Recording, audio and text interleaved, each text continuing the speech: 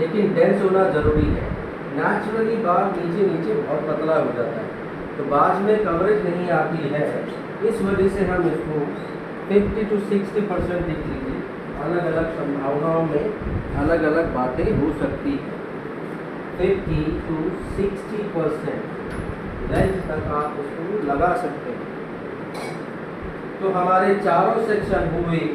तीसरे पे आपने नेट लगाया और चौथे से उसको ऊपर से हम ढक देंगे ऊपरी लेयर से। तो यहाँ पे मान लेते हैं हमने इस रेड वाले को बनाया, तो नीचे से ये कवर करेगा और ऊपर से ये वाला सेक्शन इसको क्या कर देगा, ढक देगा। ठीक है, तो फाइनली आपके पास सिमिलर कलर का बेस रहेगा जो क्लाइंट का अपना बाल है। ठीक है, छुपाने में के टाइम पे आपको परेशानी नहीं होगी। तो ये फाइनली करने के बाद हमने फ्रंट पे यहाँ से बेस बनाएंगे हम। बेस बनाने के बाद आप तैयार करेंगे आपका पफ,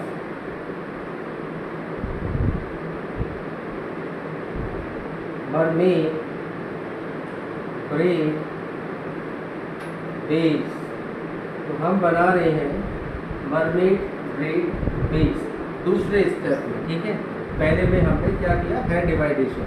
हेयर डिवाइडेशन तीसरे में आपका पफ बनेगा, चौथे में आपका रोल एंड पुलिंग टेक्निक से यहाँ तक आएंगे और फ्रंट बनेगा।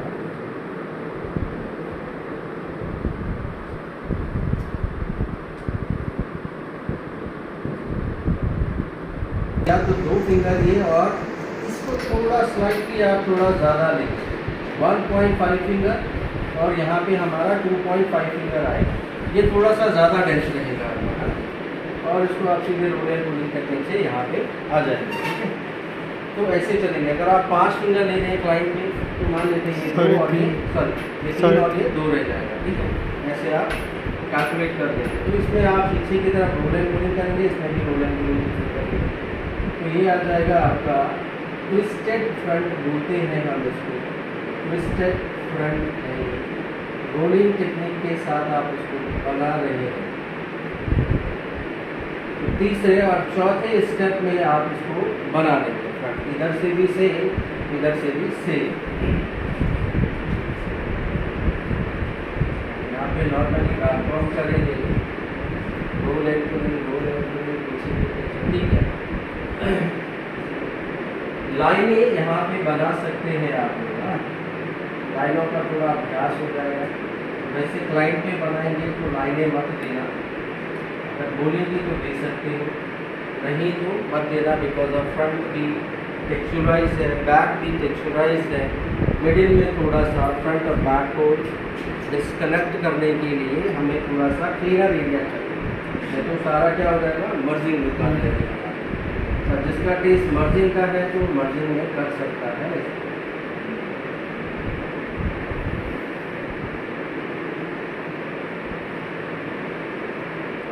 तो हमने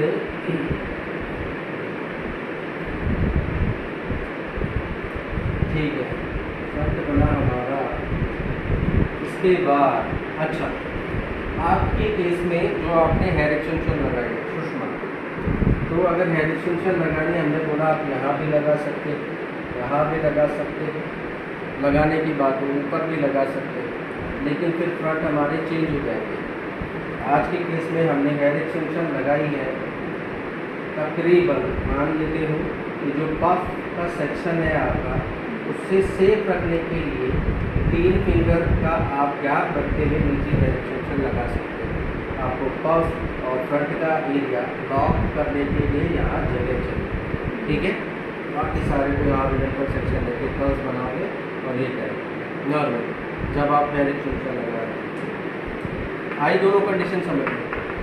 ठीक है, तो जब हम फ्रंट पे सारे बाल को लेके यहाँ आ जाएंगे, उसके बाद आप लोगों को यहाँ पे सेक्शन लेने हैं, इधर से इधर, इधर से इधर, यहाँ से यहाँ, यहाँ से यहाँ, लेफ्ट राइट सेक्शन लिए जाएंगे। काउंटिंग होगी 1, फिर दूसरा, फिर तीसरा, फिर चौथा, पाँचवा, छठवा, 7, 8, ऐसे करके आप सेक्शन लेते चले जाएंगे। लेकिन बाल को आपको बचा के चलना है। यहाँ से यहाँ की चौड़ाई बहुत ज़्यादा है, तो इस पार्ट को आप बाल सेव करने के लिए इतना ही पोर्शन लेंगे और एक ये लेंगे, दूसरा वहीं आएगा, बट हम बाल को आधा आधा ही यूज़ करेंगे ज़रूरत के हिसाब से, ताकि ये वाले बाल जो बीच के हैं वो नीचे के सेक्शन बनेंगे और बाद में आपको नीचे बालों की कमी नहीं खलेगी। ठीक है। साथ साथ में ब्रेड का जो शेप है वो वी शेप मेंटेन करना ज़रूरी है, तो आपको साथ साथ में वी शेप पे ध्यान भी रखना है। सेक्शन आपके बैक पॉइंट पे तिरछे तिरछे डायगनली जाएंगे, इस तरीके से जाएंगे। अगर आप सीधे चले तो ख़राब हो जाएगा, डब्लू फॉर्म तैयार करें तो ख़राब हो जाएगा। क्या आनी चाहिए? वी शेप आनी चाहिए। ठीक है। हाँ, तो ऐसे हम इसको प्रोसीड करेंगे। तो यहाँ पे फिर हमने लिखना है, चौथे पे फ्रंट और पांचवे पे आप लिखेंगे बैक ब्रेड एलिमेंट। इसमें बहुत सारे एलिमेंट हैं, टेक्निक हम मेसी ब्रेड भी बोल सकते हैं, टेक्सचर ब्रेड भी इसको बोल सकते हैं। आया समझ में आप लोगों को?